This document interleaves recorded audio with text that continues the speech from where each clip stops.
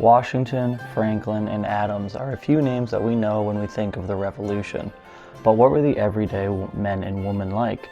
And how was the Boston that we know today back then?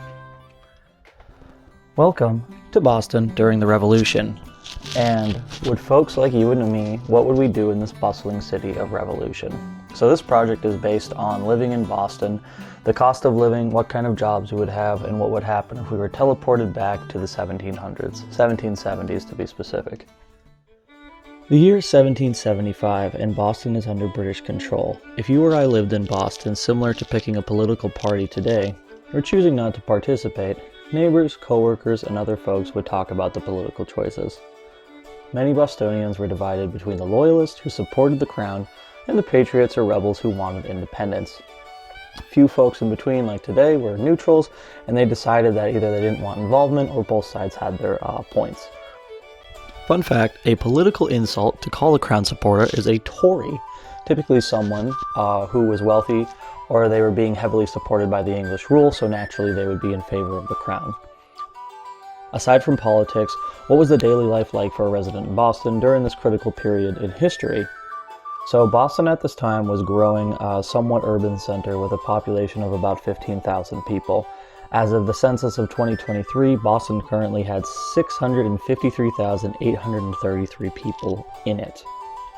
And the cost of Boston was high, just like today, especially because the British Empire imposed taxes on everyday items. This hindered many workers and angered, especially the poor and the working class, who were feeling the effects more of these taxes and increasing economic hardship.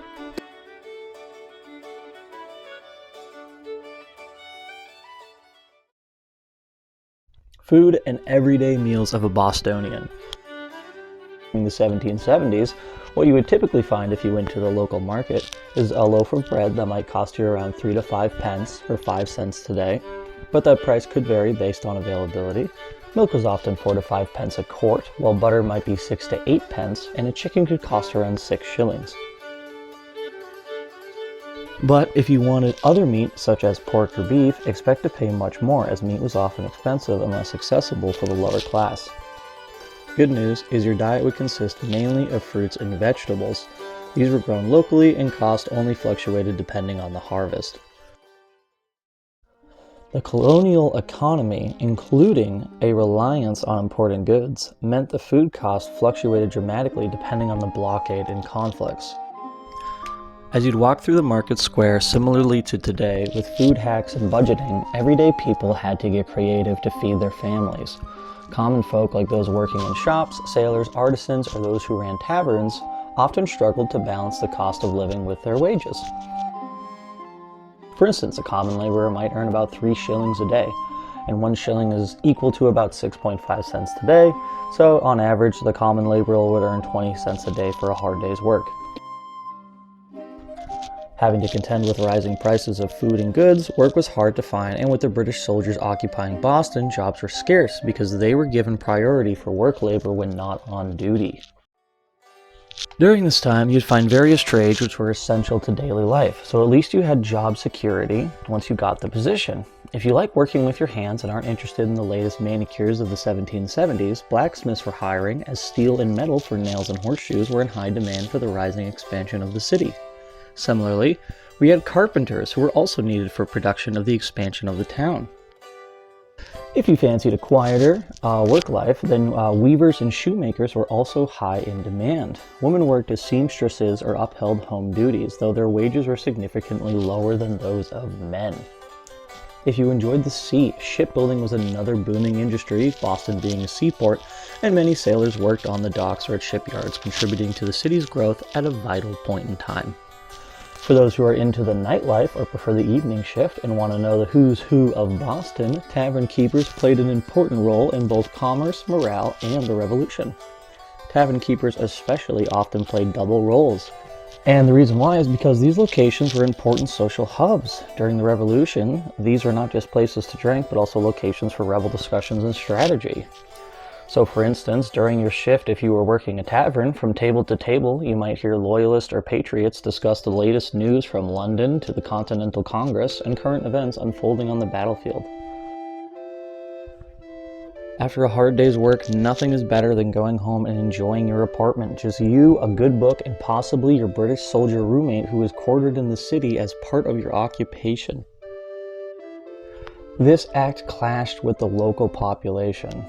Tensions rose with every new regulation and tax. And the infamous Boston Tea Party of 1773 was a direct response to the Tea Act. And the following year, the Boston port actually was shut down, and it crippled the local economy. This unfortunately forced people to look inward and relying on each other and neighbors for survival. So it was not the best time living in Boston during the Revolution. Entertainment was especially sought after in Boston during the Revolution for its morale boost and to raise its high spirits. And Boston's theatrics were simple by today's standards, but your choice of entertainment was town meetings, religious services, and occasional public performances. It's not exactly a Broadway performance, but Boston did have small theatrical performances in the forms of plays, and some had political themes that were in a mocking sense or reflected the revolutionary spirit. Dancing was also popular in taverns, with violin and other orchestral music to follow. If you felt like activism was your choice of entertainment, often large public gatherings would turn into protest or political rallies. And musicians were seen as not only entertainment, but morale boosters as well, with many people enjoying live performances or folk tunes or ballads that reflected the mood of the revolution. Living in Boston during the 1770s was not the easiest life, and stress was certainly high. But if you lived in Boston, you were on the forefront of change in this new America. For many Bostonians, their survival depended on their ability to sustain themselves while under the occupation of the English Empire. And despite these circumstances, people found ways to entertain themselves and maintain a semblance of normalcy. The Revolution was indeed a time of change and uncertainty, but it was also a time when the average Bostonian showed resilience, unity, and a determination to shape their future.